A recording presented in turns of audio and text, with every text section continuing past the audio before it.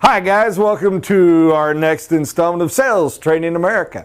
I thank you for watching and I hope you get something out of it. I have intentionally chosen the pink pen for today because we're going to have an interesting sales training. If I pull this all together, it's going to be absolutely magical. Welcome to come along. Thanks for joining the fun-filled ride.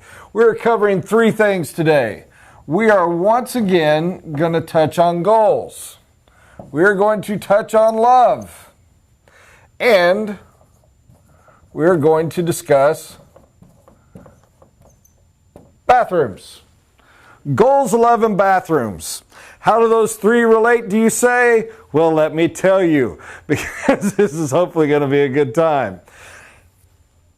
Goals doesn't as directly relate as it should. I just want to finish a point from goals as relates to sales training last time, and it will tie in, I promise you. We went over the importance of putting your goals down on paper. We went over the importance of putting them outside yourself to drive you along. Another very simple, very important subconscious trick I want you to recall is aiming high and steering. In other words, if you're at A and you want to reach B, you should set your goal for C. Because you can't reach C without hitting B. And if you do fall short, at least you got your ultimate. For example, you want to sell a house. Don't make your goal selling a house. Don't even make your goal closing on the loan. Make your goal having a happy client and a home they're in love with that is so ecstatic at having fulfilled their perfect need that they will remember you and refer people to you. Let's say you get the worst case scenario. Let's say that's your goal. That's what you're aiming for. That is the focus of everything you do. It's going to stink when you fall short. It really is. But if you fall short, you still closed on the loan. And if your goal is just closing on the loan, you're always going to fall short of the happy client that is remembering you and thinking of you and going with. And you know something? When we say, oh, I'm not good at referrals, oh, I don't get a lot of referrals, because you're setting your goals too short. You need to take it to the ultimate. I mean, I'll even challenge you, take it to the extreme ridiculous. You know what your ultimate goal should be? 8,000 people at your funeral and a monument put up with the book of your quotes written laying around for the betterment and enrichment of the generation. For universities to have people donate money to build a library focused just on your name and your life for the enrichment of others. Anybody think I'm nuts? I'm a graduate of Bay University. You want to know one of the things we're famous for? A couple of alumni way before my time donated huge money to create the Browning Library. Gorgeous building, absolutely wonderful, totally for Robert and Elizabeth Barrett Browning. Those of you who are not English majors, and shame on you for not being, two phenomenal poets. She was an extreme recluse, very weird love story, fell in love, got married, probably more famous for the love letters written between each other even than their amazing poems. And by the way, fantastic poems. He's one of my absolute favorites. Most people like her more, I like him more. Irrelevant, talk about that another day. These poets had such an impact on a couple of old millionaires, what we would today call billionaires. They left money to build one of the most spectacularly beautiful buildings on a major university campus named after them. And that building is not allowed to have anything but Browning information and speakers coming in to talk related. And the purpose of us, and this is not a perfect quote, was to better inspire young people to live great lives. Make that your ultimate goal. Now let me ask you this. If we're going back to the house selling thing, how are you going to get there if you don't have a whole heck of a lot of C's? If you closed a lot of loans, but every client could have cared less whether they ever saw you again or not, ain't nobody leaving a library in your name. Shoot far. If you fall short, at least you still banked. If you fall real short, at least you got closer and hopefully had enough wisdom to learn from every failure to keep getting better. But don't just aim for a paycheck. Aim for a career. Don't just aim for a career. Aim for a great life well lived. This is the goal to have. Remember, aim high in steering. How does this relate to love? Well, I'm going to go back and I'm going to tell you what. I'm going to end up teaching this again because I'm going a little short here. That I'm going to have way too long of a sales training today. Somebody asked me last week, what's the most important thing about sales? What's the most important thing to do? What is the core element? And I struggled. There's so many cores. There's so much to go with. Where do you go with? And it hit me like a light bulb. And I know I've taught this before, but I'm going to say it again. I looked him in the eye, honestly, and I said love. How does that relate to the goals we have? Bank, that's important. You know, as the great movie Wall Street said, greed is good. You got it. Yeah, it is. It is necessary. Money has to go. Successful completion, all this. But you want to know what? Your ultimate goal, the happy client, fully fulfilled, living an ecstatic life, blessed because of what you did for them, that's love. Make your goal love, and the other must follow. Any Christian student knows this is a core principle. To the point, it's so universal, this covers every religion, every major philosophy. Love your client. I don't care if it seems weird to you. A lot of you are going to be freaked out about this. A lot are going to be shaken. A lot are, man, I don't even use the word love with my mom and dad. Get over it. I'm not tying love to sex. I'm not tying love to romance. I mean love. Altruistic love. Love like you love your children. Love like you love your nana. Love. When you first greet that client, your whole purpose in greeting them, your whole goal had better be love. It better pour forth in you. It better be sincere. And here's a really tough thing. You cannot fake it. You can't fake love. You can try. You can think you're good. You can manipulate. You can con. You can scam. Ultimately, it will bite. And usually it will bite you early. And any discerning person with enough money to really get you where you're looking for won't buy it. And here's the other struggle, and you better believe me on this because I was guilty of this way back when. Faking love as a technique, if you're really good, you might succeed.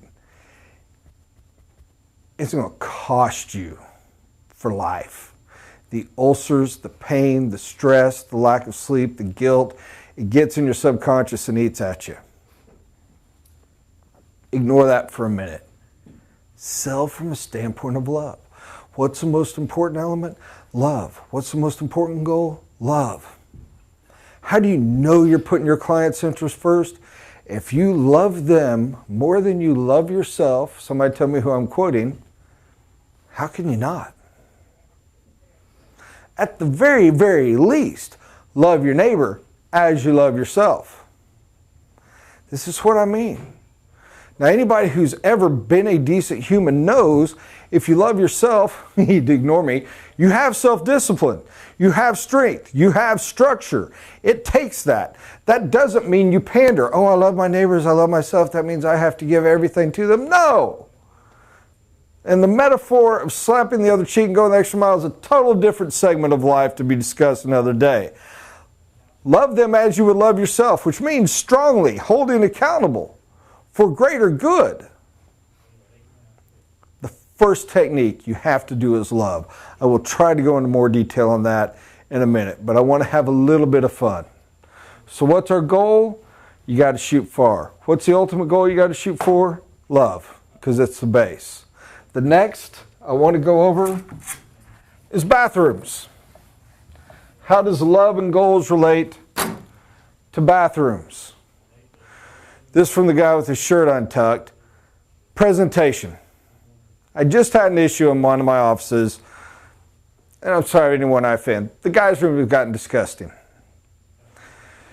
Too many males. Nobody wants to clean up after themselves. They're too used to their wives and their moms that always did everything for them. And it gets disgusting. We have enough guys working here now. It gets disgusting in less than a week. When you walk into a store, a bathroom matters. Let me give you an example. Anybody ever get south, especially if you ever get into Texas, there is a famous truck stop. Friggin' truck stop. All right? Think about that. This is not something you're like, why, man, let's go to a truck stop.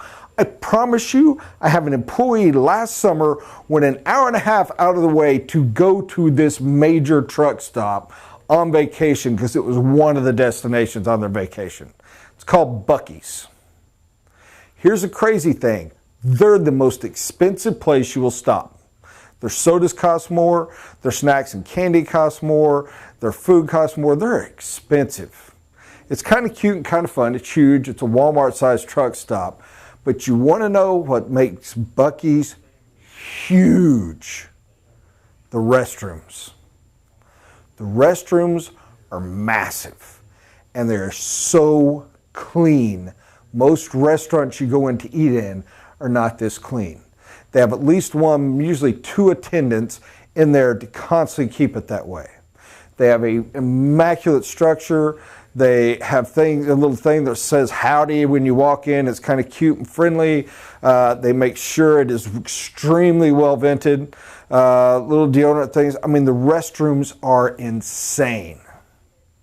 Your wife, if she ever learns of a Buc-ee's, will make you go an hour out of your way to make sure that's the restroom she stops at when you go. Likewise, on the same trip, there are a number of gas stations, and I'm not calling them out, I use cards all the time, but Shell, that are old. Half of them even still have the restroom on the outside where you have to go in the metal door. At best, they're kind of creepy. And I promise you, especially with your wives and daughters, you know what I'm talking about, they go in and they're heebie-jeebied for 30 minutes to an hour afterwards. Let me ask you a question. Anybody ever gone out of the way to go to a Shell? Shell's cheaper on their sodas, cheaper on their snacks, cheaper on everything. Dominated by Buc-ee's. Why? Because of the bathroom. Why the bathroom? You can go psychologically, you can say intimate place and all this, because it's clean. It's cleaner than their home bathroom. It's nicer than their home bathroom. Does it have a lot of fun snacks? You bet. Does it have a cool beer cave? You bet. Does it have a restaurant where you can order a burger or a sandwich? You bet. Are any of those exceptional values or high quality or something? No. Their coolest snacks are still nothing but an imitation of Cracker Barrel. The restroom's what drags people in. A clean restroom makes a statement about you. A clean restroom says, I am a high-end person. I love myself. I keep things nice about me. I keep things clean and organized about me. I keep them as beautiful as I can. I will even challenge you this. If you can be luxury, that is fantastic. But the care given to what you have matters the most. Take it this way. If you walk into a rich man's home, $1 million house, and it's a pit, and the kitchen's cluttered, and the kids' stuff everywhere, and the beds are unmade, you consciously and subconsciously make a judgment. You walk into a poor man's 1,400 square foot abode, but it's immaculate. It's the best it could be. You're stunned at how organized and clean it is. You make a subconscious and conscious decision. And you know what it is? This person has extreme respect and love for themselves. You might be impressed by the wealth, but when push comes to shove, who are you going to do business with if it's against both? This one. Because this one will love you. How can someone love you if they don't love themselves? And let's go back to the goals a little bit. I'm going to be a little lame, but I'm dead serious. What's your first goal? Love yourself. Love yourself. If you can't fix that, you can't fix the other. You cannot love someone else until you love yourself. Love is the answer. answer. Love is the purpose. Love is the goal. And it's reflected in your bathroom. What's your bathroom look like? That will answer a ton to you and even more, so much more to your clients. And that little bitty thing is going to impact your success in your business more than you would ever believe. Sales training for today. Thank y'all for watching.